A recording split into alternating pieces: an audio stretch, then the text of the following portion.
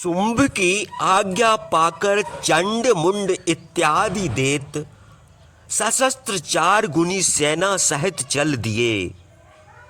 दैत्यों ने पर्वत राज हिमालय की उन्नत एवं स्वर्णमयी चोटी के ऊपर निश्चित भाव से अपने वाहन सिंह पर बैठी और मंद मंद मुस्कुराती हुई देवी को देखा। उन दैत्यों में से कुछ दैत्य धनुष बाण खींचे हुए, कुछ तलवार लिए हुए, कुछ खाली हाथ से देवी के पास जा जाकर उस देवी को साथ ले जाने के लिए उद्धत एवं उत्साहपूर्ण होकर पूर्ण प्रयत्न करने लगे। उसके बाद देवी ने उन दैत्यों पर क्रोध किया और क्रोध से देवी का मुख काजल के समान काला हो गया। उस देवी की भयानक टेढ़ी टेढ़ी भौं तथा ललाट प्रदेश से एक भयावनी काली मूर्ति हाथ में तलवार और पास लिए हुए निकली।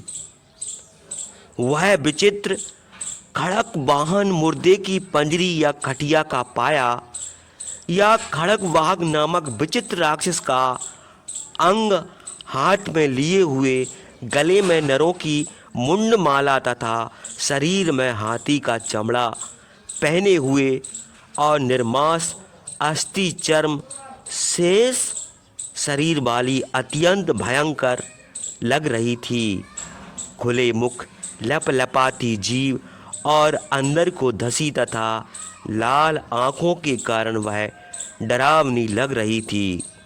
उसकी हुंकार से 10 दिशाएं कांप रही थीं। वह काली सेना में जाकर महान से महान असुरों को मारती हुई राक्षसों की उस सेना को खा गई। उस काली ने हाथियों के पीछे रहने वाले महाबतों तथा अंकुश लेकर मस्तक पर बैठने वाले महाबतों के साथ पीठ पर बैठे योद्धा तथा अगल बगल लटके हुए घंटा युक्त हाथियों को भी एक ही हाथ से उठाकर अपने मुंह में छोड़ दिया। उसी प्रकार घुड़सवारों के साथ साथ घोड़ों को तथा कोचवानों के साथ साथ रथों को मुख में फेंक फेंक कर दांतों से चबा चबा कर यमपुर में पहुंचा दिया।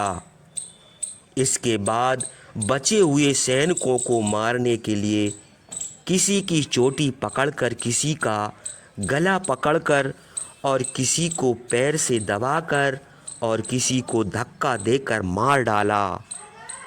उन दैत्य महायोद्धाओं ने महान से महान अस्त्र शस्त्र का देवी के ऊपर प्रयोग किया, किंतु देवी ने सभी अस्त्रों को अपने मुंह में लेकर दांतों से चूर्ण चूर्ण कर दिया। उसने विशालकाय बली असुरों के सैनिकों से कुछ को चूर्ण चूर्ण कर दिया, कुछ को खा गई तथा कुछ को मार मार कर पृथ्वी पर गिरा दिया। देवी के द्वारा कुछ असुर तलवार से मृत्यु के घाट उतार दिए गए, कुछ खड़क द्वारा मृत्यु को प्राप्त हुए तथा कुछ दांतों के धक्के से नष्ट हो गए। जब चंड ने यह देखा कि जल्द ही उसके सभी सैनिक देवी के हाथों मार डाले गए हैं, तो वह क्रोधावेश में देवी की ओर दौड़ा।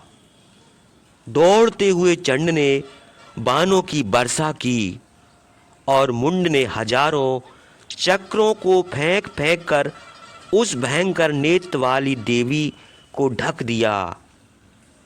उन अनेक चक्रों के चुभते समय देवी का मुख इस प्रकार शोभा युक्त हुआ जैसे काले मेघ से सूर्य की अनेक किरणें निकलती हैं।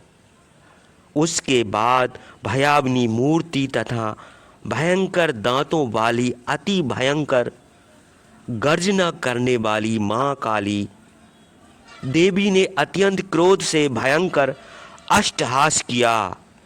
देवी अपने सिंह पर सवार होकर चंड की तरफ क्रोधित होकर दौड़ पड़ी तथा चंड के केस, सिर के बाल पकड़ने के बाद तलवार से उसका सिर काट दिया। तत्पश्चात चंड को मरते देखकर मुंड चंड का भाई देवी की तरफ दौड़ा। उसे भी देवी ने क्रोध से भरकर खड़ग से मारकर पृथ्वी पर गिरा दिया। बचे हुए सैनिक चंड तथा महाबली मुंड को गिरे पड़े देखकर डर से अपनी प्राण रक्षा के लिए भाग गए। उसके बाद श्री महाकाली चंड और मुंड के सिरों को हाथ में लिए चंडिका के पास जाकर अष्टहास करती हुई बोली, हे देवी, चंड के इस युद्ध यज्ञ में मैं आपके लिए चंड मुंड नामक 2 जानवर सादृश असुरों के सिरों को लाई हूँ। आप स्वयं शुंभ और निशुंभ को मारेंगी।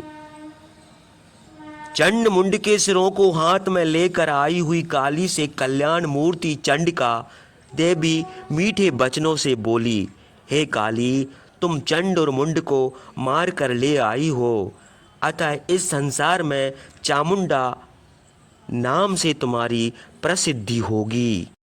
जब अनेकों सैनिकों के साथ चंड और मुंड का नाश सुनकर असुर राज शुंभ बहुत चिंतित हुआ। महापराक्रमी शुंभ ने क्रोधित होकर सभी दैत्यों एवं सैनिकों को युद्ध करने के लिए जाने का आदेश दे दिया।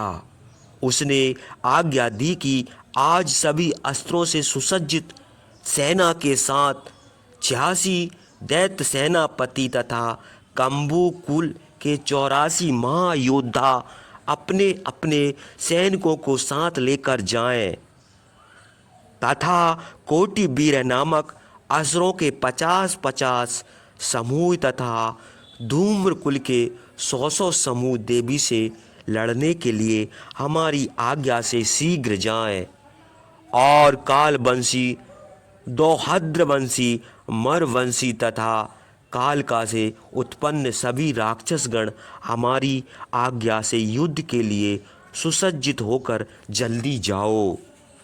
इस प्रकार सबको आज्ञा देकर उन सभी का स्वामी शुंभ स्वयं भी बहुत बड़ी सेना को साथ लेकर युद्ध के लिए निकला।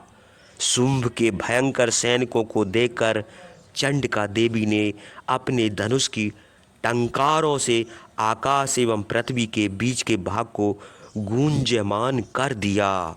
उसके बाद सिंह बड़े जोर से दहाड़ने लगा और देवी ने उस गर्जना को अपने घंटे की आवाज से और भी बढ़ा दिया। धनुष, प्रत्यंचा की टंकार, सिंह की गर्जना तथा घंटे की ध्वनियों, प्रतिध्वनियों से संपूर्ण दिशाएं गूंज उठी। देवी ने इन भयंकर नादों के बाद अपना मुख और भी बढ़ा लिया और इस प्रकार देवी ने मानो अपने आप को विजेता घोषित कर दिया।